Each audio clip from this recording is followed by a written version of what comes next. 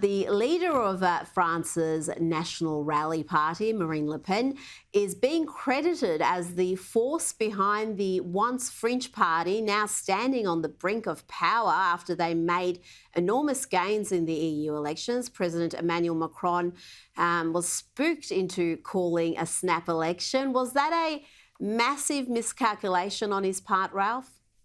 Yes, I think so. And if you look at Macron's career so far, I think he has calculated quite a bit over the last 7 years that he's been in office.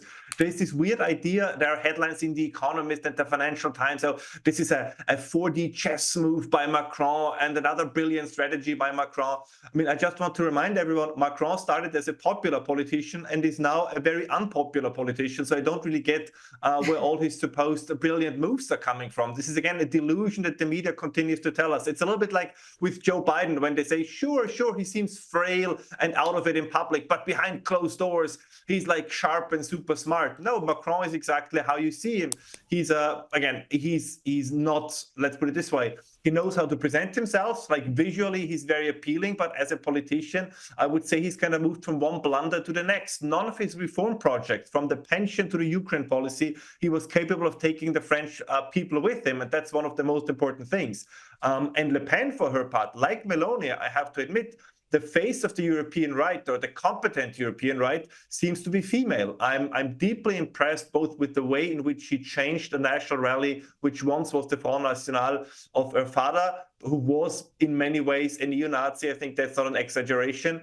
She really made it, on the one hand, a respectable party, but I think she's still stuck to the issues that are important for the people and that make it a right-wing party, like on immigration. And we see the same in Italy with Meloni. I mean, just as a reminder, right? Remember when Meloni was voted into office, she's a fascist and she will lead Italy over a cliff. Yes. And, what's going to happen? The catastrophe is upon us. And now remember just a couple of weeks ago, a few days actually ago, the G7 meeting. I mean, the G7 meeting basically was like an episode out of The Walking Dead, with one exception, which was Giorgia Meloni. Macron on his last legs, right? Justin Trudeau. But with Joe Biden, it's not just metaphorically, it's almost literally The Walking Dead. And pretty much every politician, with the exception of Meloni, is deeply unpopular in their own country, except her. Of all the European politicians that actually won during the European elections, Meloni was the only incumbent who could gain votes and was not an opposition party. She's doing a great job. I know she's often criticized from the right that she's not moving fast enough and far enough, but I think she's playing a long game just as Le Pen did. I think they are doing something that's very shrewd, and I wish them all the best. And you were 100% right about the way the media misrepresented her when she first came to power. She was called a fascist, far right, a danger to democracy. So much hyperbole around her election, and she has emerged as you've explained, one of the strongest and most popular leaders now. And I was also interested in how she greeted the different world leaders. She's not shy about expressing how she feels about them, whether she likes them, like if it's the Argentinian leader, Javier Milei, she's obviously a fan, the Indian leader. And then when she was seeing some of the politicians she wasn't fond of, she could not hide her disdain. Clearly, Meloni is not an enormous fan of Brazil there, as you can see. And I think she saved her greatest disdain for Emmanuel Macron. She has had ongoing issues with him. But she's going to have the final laugh, Ralph, because Macron is in all sorts of trouble, as are many leaders she greeted during the G7. But she's likely to be there for some time.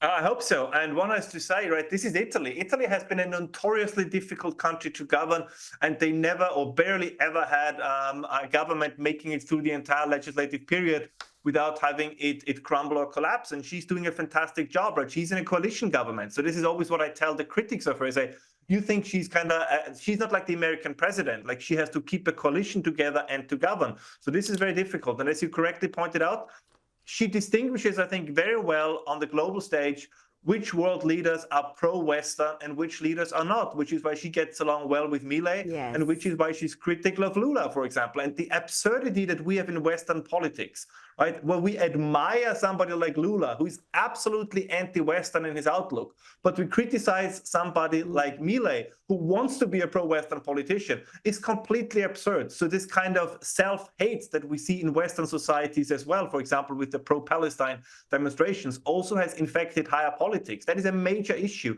And I think she understands it. I think that Le Pen understands it in a way that Macron or Sunak simply do not grasp what's going on there. Now, going back to France, there was a march against the far right, as the left call it. It took place in Paris over the weekend, but it seemed to be more like a march against France, against the West, Western civilization. There wasn't too many French flags I can see there, but plenty of Palestinian flags, kafirs and signs calling for intifada. Ralph, this was like a commercial for the national rally. I think they'd be quite happy to see this sort of footage going around the world.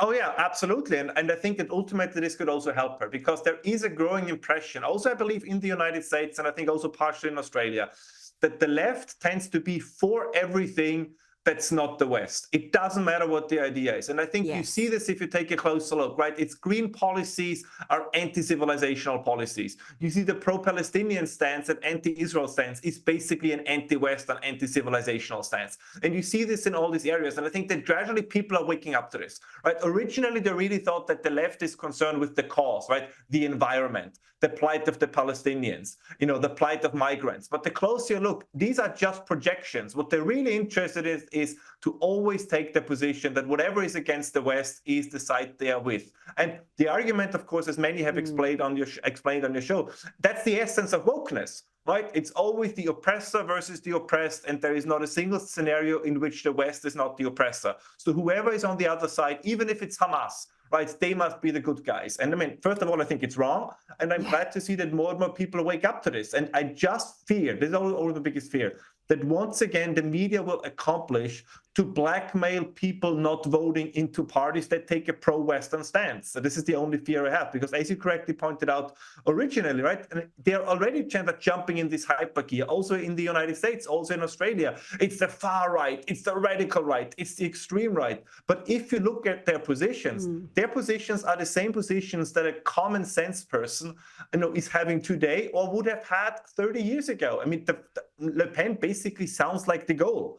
Farage pretty much sounds like well, he talks differently, but his positions are basically Churchill's positions. So none of this is completely out of the extraordinary, but we have moved the cultural and academic institutions so far to the left that everything for them seems to be the far right. And the media, unfortunately, is part of that viewpoint. So they think that everybody who's just slightly right of the Greens must be a radical right-winger. And it's very, very difficult to fight against this.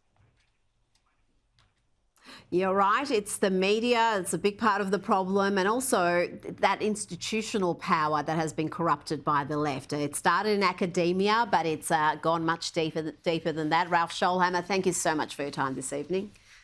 Thanks for having me.